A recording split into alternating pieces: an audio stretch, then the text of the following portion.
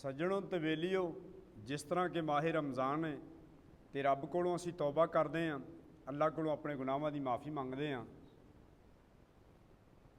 रहमत दा दरिया लाही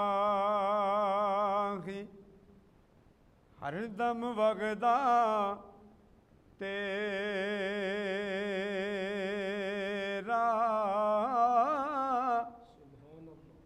जे एक कतरा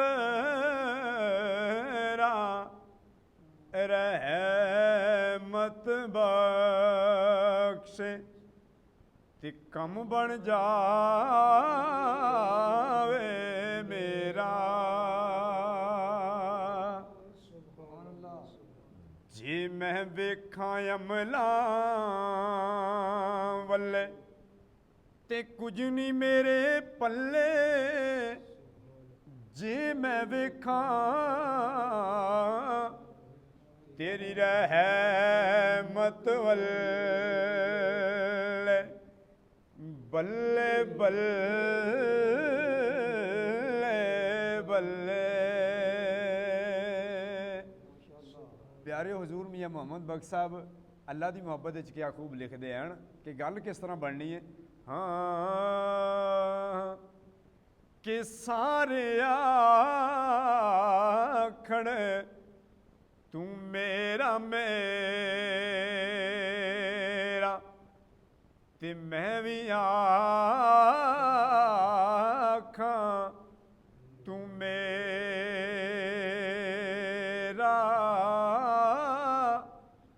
की कट जांदा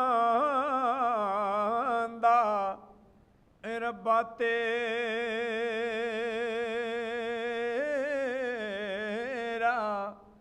किते तू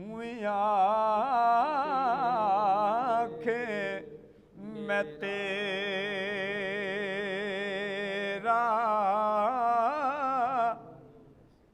ए अदल करे ते थर थर कंबण उच्चियां शानां वाले, रहम करे जे तू मौला बख्श जावल मैं जे मुँह काले,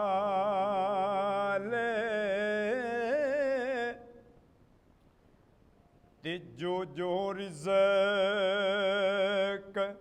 अल्लाह बंदे नाल प्यार किन्ना करदा मियाँ साहब लिखते हैं।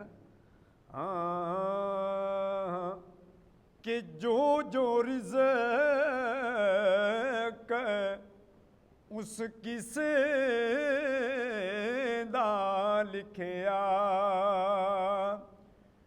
ओ लिखिया कदे ना टाले, ओ भावें लख हजार बुराइयां तके,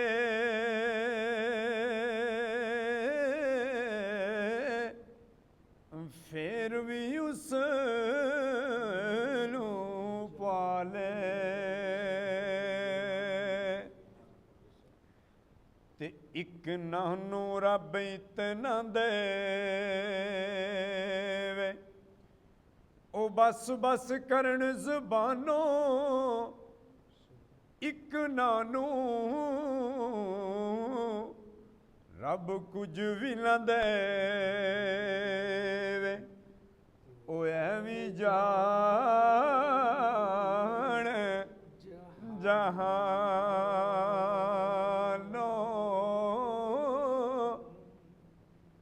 माला वाले सखी नहीं होंदे,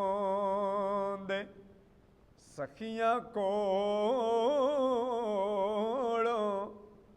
माल नहीं होंदे, एथे ओथे दो भी जानी सखी किधरे भी कंगाल नहीं होंदे,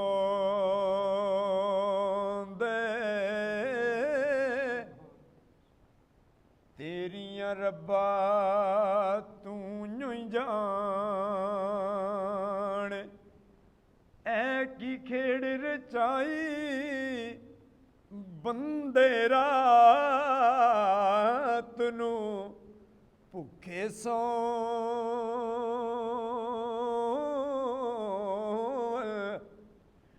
ते कुत्ते खाण मलाई।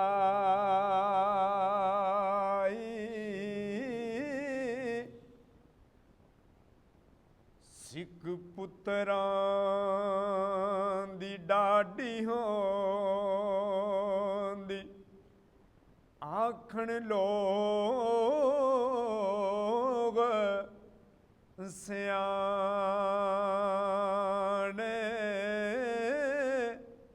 ए मेवा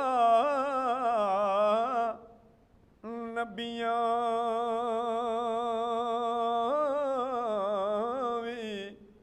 भी रब कोलों मंगया, ते कर कर यूज़र बहाने। मियाँ साहब लिखते ने पुत्रां दे बारे, हाँ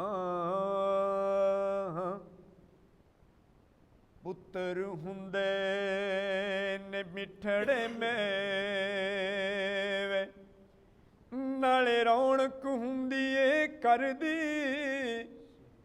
धीआं जई नहीं कोई शै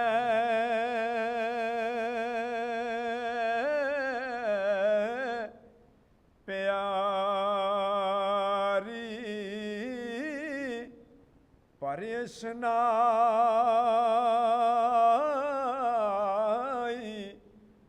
बगाने कर दी। चुप रहना ते कुछ नहीं कहना। मियाँ साहब धीआं दे बारे लिखते हैं, धीआं हमेशा मापियां दा दुख दर्द वंडाउंदियां ने। चुप रहना ते कुछ नहीं कहना, धीआं दियां तकदीरां धीआं लई, परदेस वे बाबुल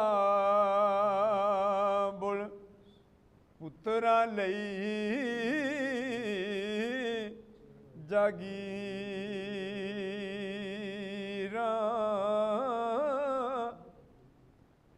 शायर लिखदा कि एक अल्लाह दे नबी हैं ते मजबूर हैं, उन्हां दी मजबूरी अपनी शायरी च शायर क्या खूब अंदाज अंदर लिखदा है। बुढ़ा बाप स्वैब ते पुत कोई ना, पईयां बेटियां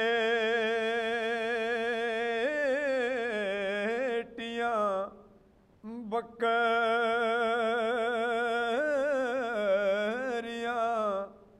चार दियां,